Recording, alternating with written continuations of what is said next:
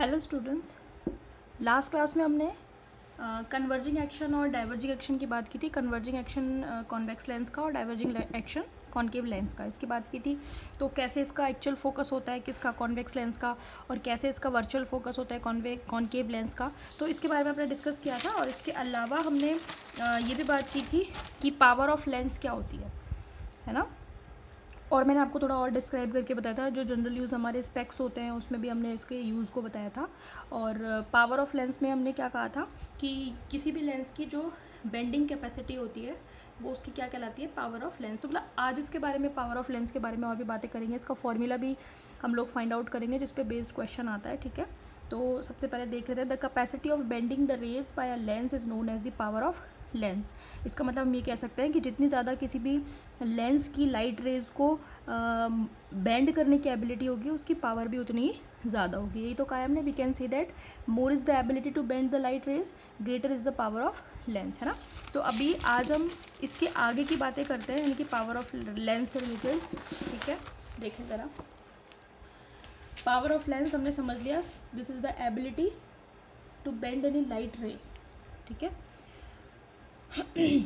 Deviation की form में हम इसको किस तरीके से डिफाइन कर सकते हैं, डायग्राम के हिसाब से। देखें, पहले डायग्राम समझ ले, फिर मैं डेविएशन समझाऊंगी आपको।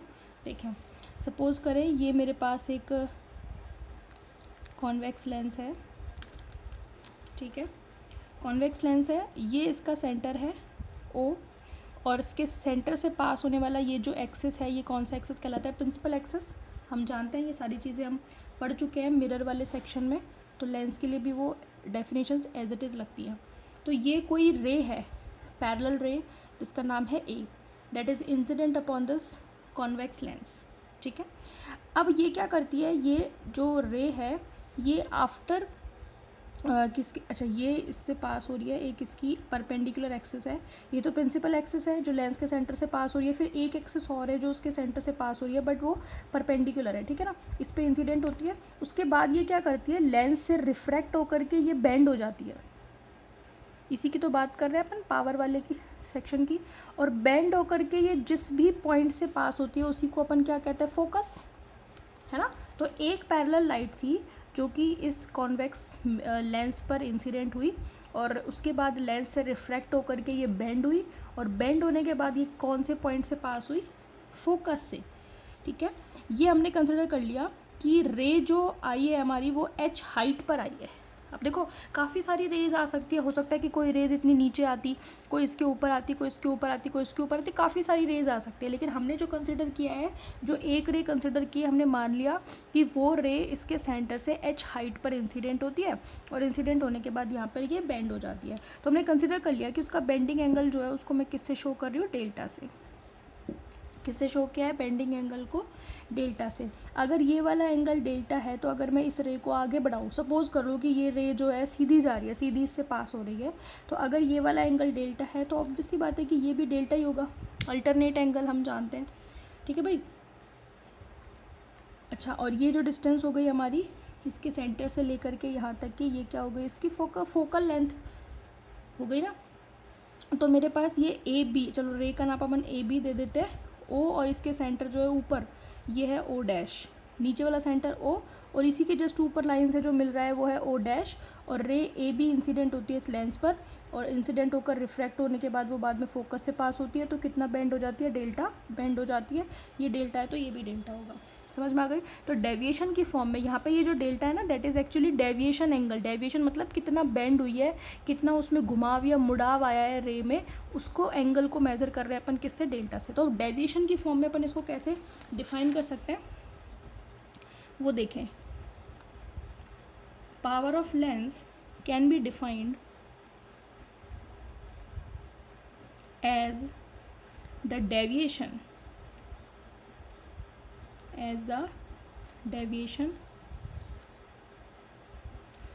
produced by the lens in the rays coming parallel। दिख रही है ना आपको, ए बी जो रे है वो पैरेलल रे है, coming parallel to its principal axis. Principal axis के पैरेलल ही तो आई है, to its principal axis at a unit distance from the principal axis। ठीक है, तो पावर ऑफ लेंस एक्चुअली किसके बराबर होती है? Deviation produced by the lens in the rays coming parallel. देखो rays, that is rays coming parallel to the principal axis at the unit distance. ये जो एच हाइट की बात कर रहे हैं that is actually a unit distance. कुछ भी हो सकती है, ज़्यादा भी कम भी हो सकती है, एक भी हो सकती है, दो भी हो सकती है, तो उसने उसको कंसिडर कितना कर लिया? Unit distance from the parallel, from the principal axis. बात समझ में आई आपको?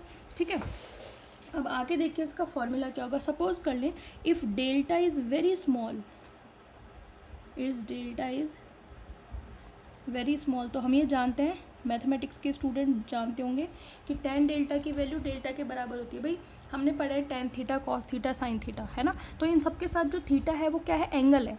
तो यहाँ पर ये जो थीटा है उसकी जगह पर हमने डेल्टा यूज़ किया है, तो जो डेल्टा है वो एंगल है। हम ये कह रहे हैं कि अगर डेविएशन बहुत ही कम है, बहुत ही छोटा है, तो उस केस में जो tan डेल्टा है उसको अपन डेल्टा के बराबर लिख सकते हैं। बात समझ में आ गई? अब देखो आपको एक ये ट्राइंगल दिखाई दे रहा होगा, O डैश, O और F दिख रहा है, ये वाला ट्राइंगल है ना। इस ट्राइंगल से आप tan डेल्टा की वैल्यू निकाल सकते हो। तो आप लिखेंगे by triangle O dash F कह लो। क्या होगा यहाँ से? tan डेल्टा निकालो। tan डेल्टा क्या होता है? मतलब tan क्या होता है? परपेंडिकुलर अपॉन बेस, एंगल के सामने वाली साइड परपेंडिकुलर हो गई, यानी कि h upon F. h upon F ये फोकल लेंथ है, इसको स्मॉल f से दिखा देते हैं फोकल लेंथ को। अब आपने कहा है कि डेल्टा अगर बहुत छोटा है तो tan डेल्टा को डेल्टा के बराबर लिख सकते हैं। तो आप क्या लिखोगे? Therefore delta is equals to h upon F, ऐसा लिख सकते हैं ना। This is equation 1, this is equation 2 और दिस इज इक्वेशन 3। 3 कैसे आई है? यूजिंग 1। 1 को हमने 2 में यूज़ किया, tan डेल्टा की जगह पर हमने डेल्टा रख दिया, तो h upon F. tan delta कैसे निकाला? Triangle O dash O F या O डैश F कुछ भी कह लो, इसमें अपन ने इस एंगल के सामने वाली side h upon F, perpendicular upon base. बात समझ में आ गई? तो हमें इस तरीके से क्या कह सकते हैं? अब देखो ज़रा एक चीज़ देखो यहाँ पे कि if h is equals to 1, अगर h, क्योंकि हमने क्या कहा? Principal axis at a unit distance from the principal axis. तो हम क्या कह रहे हैं कि सेंटर से या यूँ कह लो प्रिंसिपल एक्सिस से आने वाली जो पैरेलल रे है उसकी डिस्टेंस कितनी है? h इज इक्वल्स टू 1 है। तो उस केस में जो डेल्टा है वही क्या कहलाएगा? p। हमने अभी अभी तो डिफाइन किया, p क्या है? Power of lens. ठीक है, हमने क्या कहा? Power of lens can be defined as the deviation produced by the lens in the rays coming parallel to its principal axis at a unit distance. मतलब जब भी कोई रे प्रिंसिपल एक्सिस के पैरेलल किसी यूनिट डिस्टेंस पर अगर incident होगी तो ही डेविएशन जो है वो किसके बराबर होगा?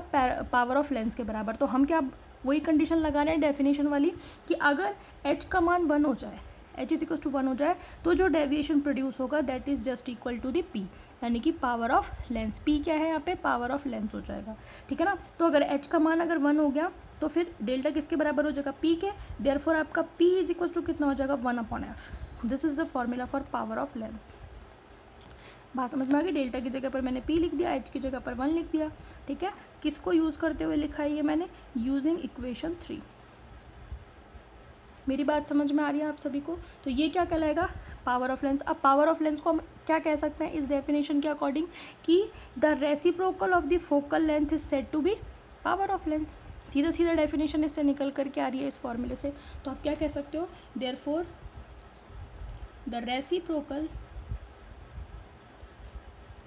Of the focal length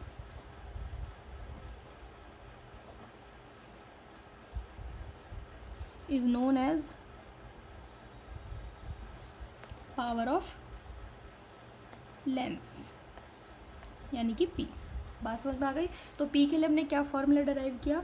p is equals to आपका 1 अपॉन एफ। बात समझ में आ गई? अब जो पावर ऑफ लेंस की जो यूनिट है उसकी बात कर लेते हैं। जो यूनिट होती है पावर ऑफ लेंस की वो होती है डायप्टर। क्या होती है? डायप्टर होती है ना। देखिए हम इस तरीके से लिखेंगे, द यूनिट ऑफ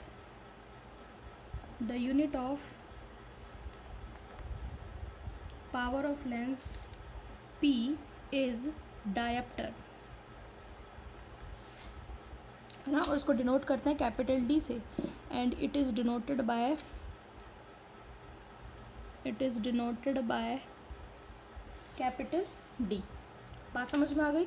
तो ये भी आपको ध्यान रखना है कि पावर ऑफ लेंस की जो यूनिट होती है वो डायोप्टर होती है और उसको डिनोट किससे करेंगे अपन, कैपिटल डी से।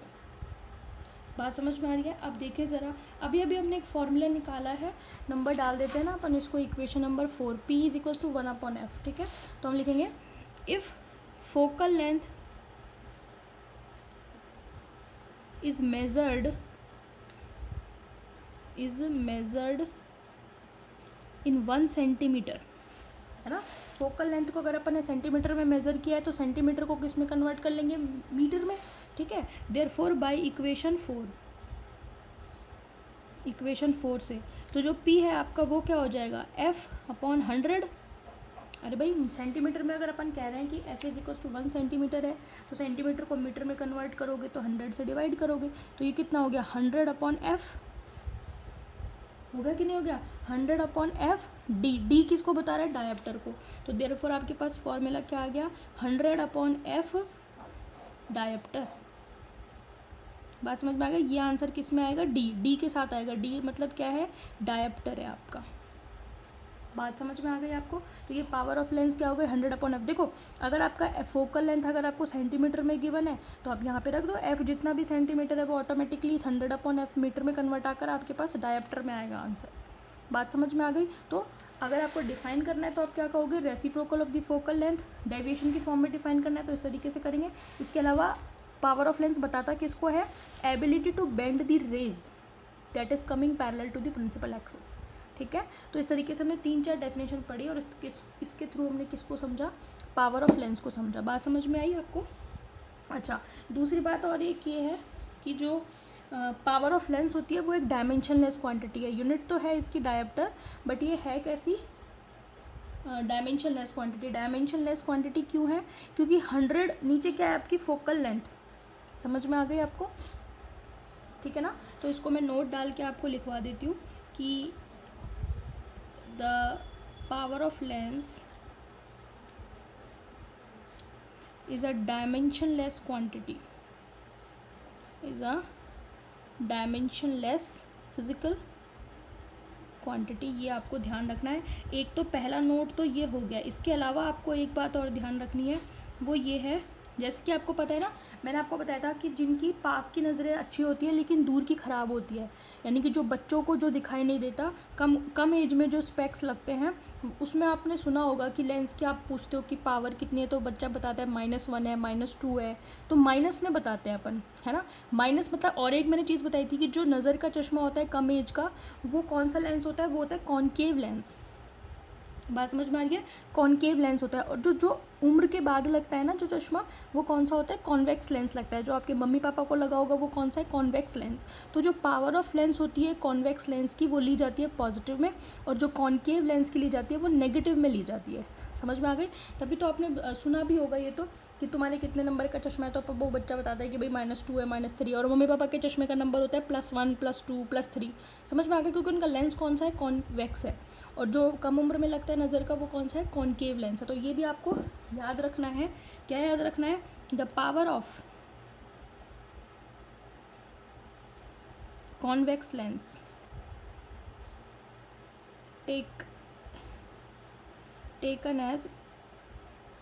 is taken as positive, and power of concave lens is taken as negative। बात समझ में आ रही है। तो ये 2 इंपॉर्टेंट नोट हैं जो आपको ध्यान रखना है, कि एक कॉन्वेक्स लेंस की पावर पॉजिटिव में ली जाती है और कॉनकेव लेंस की पावर कैसी ली जाती है, नेगेटिव में ली जाती है, कॉनकेव की। बात समझ में आ गई। तो this is all about power of lens, और इससे एक क्वेश्चन आपका पक्का बनेगा। पावर ऑफ लेंस बहुत ही इंपॉर्टेंट है और सिंपल टॉपिक है, ज़्यादा कुछ इसमें है नहीं। ठीक है ना। इसके बाद आपका जो नेक्स्ट टॉपिक है, कॉम्बिनेशन ऑफ थिन लेंसेज। ठीक है ना। तो कॉम्बिनेशन ऑफ थिन लेंसेज अपन समझेंगे, लेकिन इससे पहले अपन एक इम्पॉर्टेंट क्या नाम से लेंस के लिए एक इम्पॉर्टेंट टॉपिक पढ़ेंगे, वो है रिफ्रैक्शन थ्रू थिन लेंसेज। मतलब थिन लेंस है, पतले लेंस है, उनके थ्रू रिफ्रैक्शन के लिए अपन फॉर्मूला डिराइव करेंगे जो कि बहुत ही इंपॉर्टेंट है आपका।